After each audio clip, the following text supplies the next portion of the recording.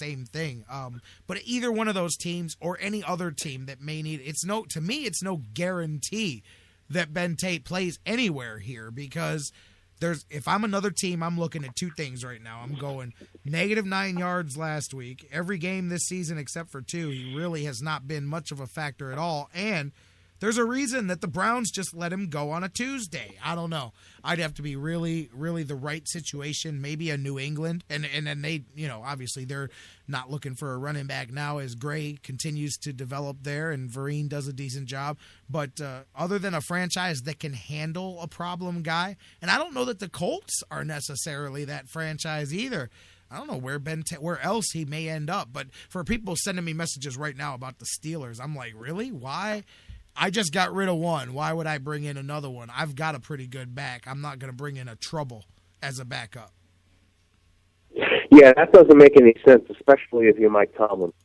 Right, yeah, Mike Tomlin's not having that. He knows why Mike Tomlin and Mike Pettin are very similar in mentality. He knows why Mike Pettin let dude go on a Tuesday. And the reason I keep saying that is because they don't let star players go on a Tuesday in the NFL for no reason in the middle of the regular season. So, again, we'll see. But, so Blunt out of there in Pittsburgh as well. Dr. Football, man, this season just continues to roll on. I mentioned the Browns, one of that handful of teams here. There's a 6-game sprint down the stretch. It's going to be a lot of fun. We've talked about it this week. Forget Cleveland, around the NFL, man. Who knows what's going to happen from week to week, what teams are going to win, what teams are going to lose. I think you'll get more of the predictability once you get down to the nitty-gritty. Once we get to playoff time and you start seeing, but even then, who knows? How can you say that when you turn around from week to week and see the stuff that we've seen? It's been a lot of fun. I've said always, the NFL, king of the parody, that's what they want. They've got Frankenstein's monster of parody right now because I think it's even more over the top than they wanted it to be. Yeah, not only that, you've got, you have guys that are able to produce, and then you have guys that, they're just putting on a uniform and going through the motions, and they really belong working in a high school coaching football, not playing in the NFL anymore. And that's really the reality of this thing, is how many guys are cut out to have a long career and how many guys are, maybe 2, 3, 4 year wonders. That's where the men are separated from the boys. Absolutely. It's not just physical talent. Guys like LeGarrette Blount have all the physical talent in the world. Attitude is what separates you from being a 4-year NFL player and a 14-year NFL player. So, Dr. Football Bill Chachkes is with us always Tuesdays here during the NFL season. Next week, Browns are coming out of the Dome, taking on the Dirty Birds. Josh Gordon will be back, and we'll see what happens with them. And then, of course, another slate of games here coming up down the stretch, and we'll do it. The Tuesday Sports Fix Dr. Football thing, my man. You know it, brother. Stay safe this week, and I'll talk to you. I'll shoot you a text on Sunday, but we'll talk again next week. Absolutely. My man, Dr. Football Bill Chachkes. You guys can tweet with them anytime at Ask Dr. Football. Ask Dr. Football on Twitter. We'll take a break. Final one of the day. Come back. We'll wrap things up. CSU wins their home opener last night. Buckeyes hoops tonight. UConn women lose. It's been nearly half 100 since somebody could say that. We're going to wrap things up when we come back here on the Sports Fix.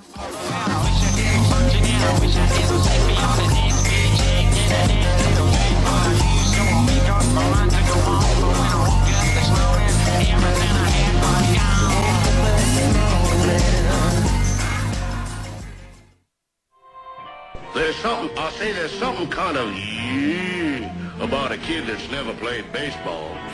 Throwing you the best sports commentary in town. The Sports Fix.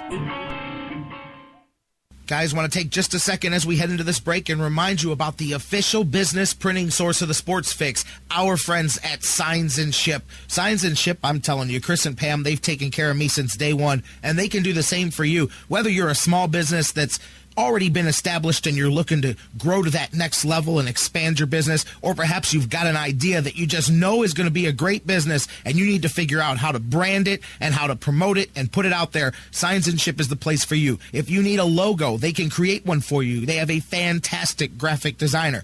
Business cards, signs, banners, yard signs, mobile advertising, anything you can think of that you need to promote your business, they've got it at Signs and Ship. The best thing about them, too, is each of their locations, whether it's the home base here in Elyria, Ohio that I work with, or their spots in Virginia, Florida, and Pennsylvania, it's all local sourced. Very important to me because we all understand that small business is the lifeblood of the community. So check them out, signsandship.com, or call Chris and Pam today, 440-323-6060, the home office in Elyria, Ohio. Signs and Ship, quality printing at affordable prices.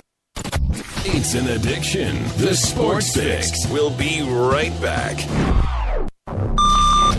Fantasy sports lovers, you put so much time, hard work, and effort into playing week to week that it quickly stops being a fantasy and starts getting real. Real time spent making real decisions, creating real victory. I'm the greatest man in the world! And when the smoke clears, you want to show off those victories with a real prize. I mean, a really real prize. Yeah. Nobody does that like Fantasy Jocks. The crew over at Fantasy Jocks have beautiful, high-quality, and heavy-duty championship belts, rings, trophies, and so much more for all your fantasy sports needs. The trophy's 12 feet high, and it is glorious! Football, baseball, hoops, you name it, they have it. Plus, they have awesome draft kits and party supplies to make all your preseason activities the envy of everyone. If your league needs a ring, belt, or trophy, or you want to upgrade what you already have, there's literally only one place to go. If you're going to be a fantasy jock, do it right. It's mine, the most magnificent belt ever created, and it's mine. With America's fantasy sports superstore, fantasyjocks.com. No football? No problem at Harry Buffalo North Olmsted. The excitement never stops. Every day of the week brings a different set of food and amazing drink specials. And now,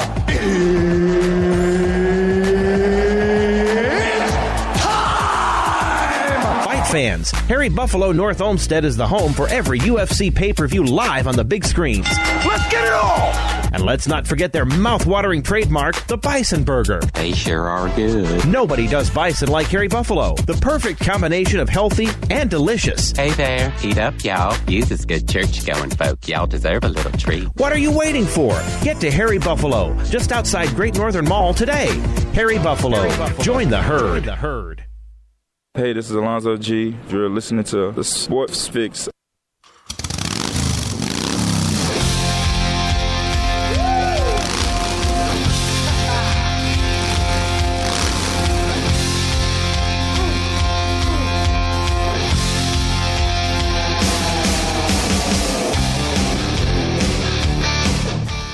Welcome back to the Sports Fix, final segment across the Sports Fix Radio Network. Man, got some interesting stuff for you here. Earlier in the show, we were talking, and of course last week you guys heard me talking about Nick Swisher and that Ubaldo deal and the Indians trying to dump a contract. How about a interesting bomb dropped by Ken Rosenthal just a few moments ago during the break here?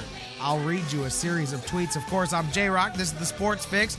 216-539-7535 is the number to call. 216-539-7535. Last few minutes of the show. Get in if you fit in. He can hit us up on Facebook and Twitter as well. Facebook.com/thesportsfix. Tweet with us at the Sports Fix CLE. Ken Rosenthal drops a bomb this morning, actually just moments ago, which is within the last 10 minutes. Said Indians exploring wide range of options of a trade of Nick Swisher for another player with an inflated contract. We'd already talked about that. I heard that last week from some people within the Indians as well, that was something that they were burning the phone lines up about, willing to see if, hey, look, this just isn't working for us and that isn't working for you.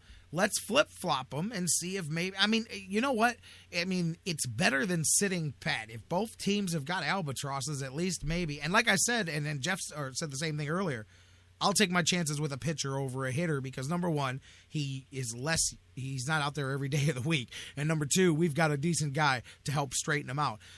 Rosenthal continues on. Swisher owed $30 million in 2015 and 16 with another $14 million option for 17. So that's $44 million over the next three.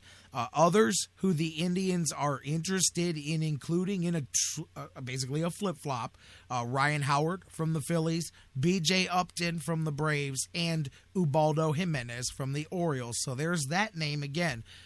Rosenthal did add, those are not necessarily players the Indians are interested in per se, but those are the types of concepts and contracts that are being considered for this here. I think the Indians know that the attempt was there with Nick Swisher. It didn't work out, but not only are they setting themselves up for frustration in hoping that he bounces back, but it's a fan base thing too. Enough of the fan base is kind of at the cut bait portion with Nick Swisher that it's just a bad PR move, I think, to go forward with that if they can. Now, obviously, if they can't find a decent deal, then they'll roll the dice with Nick Swisher and hope that he bounces back. But I think that's their thought process too. Is it sometimes these things just don't work out.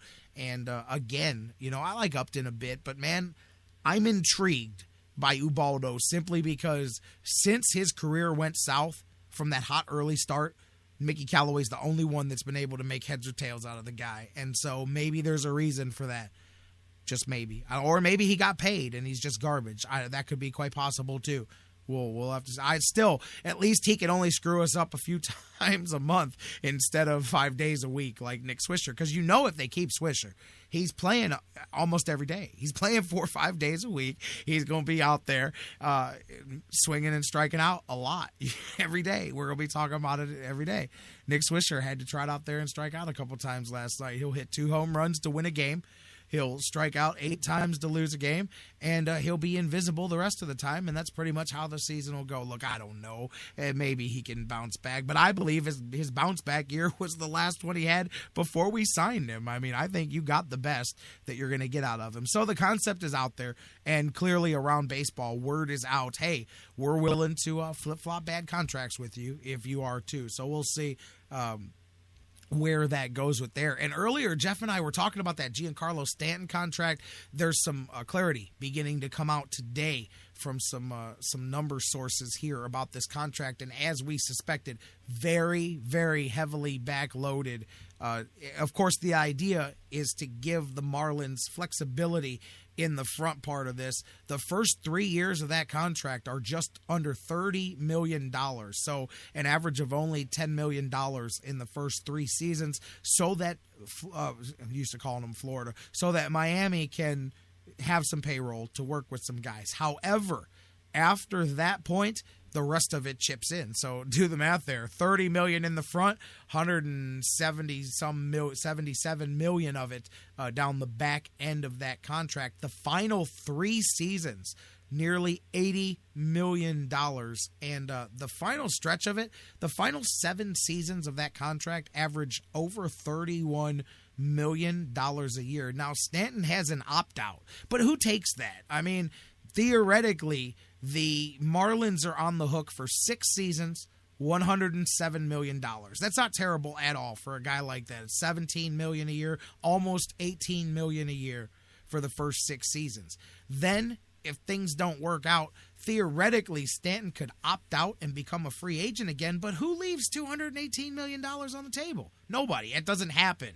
In the real world, that doesn't happen. So he's not opting out of that. Unless he's still there and they've won a World Series, then perhaps they do that. But even when guys do that, they don't opt out and say, here, let me give you back this $200 million that you owe me. They don't do that. They just backload it some more and they extend that thing a little bit more. But if it doesn't work out, some team's going to be on the hook. Because you think that if this thing doesn't work out and they have to trade him, which, by the way, for the first time ever, the Marlins have given up a complete no-trade clause as well. For the entire contract, there's a no-trade clause, a full binding no-trade clause for the entire life of the contract. So that thing becomes unmovable, untradeable without his permission. And if things go south in Miami, do you really think that he's going to go, yeah, let me get out of here and go sign a contract somewhere else? No way. Somebody is going to owe that man $218 million over the years that he is 31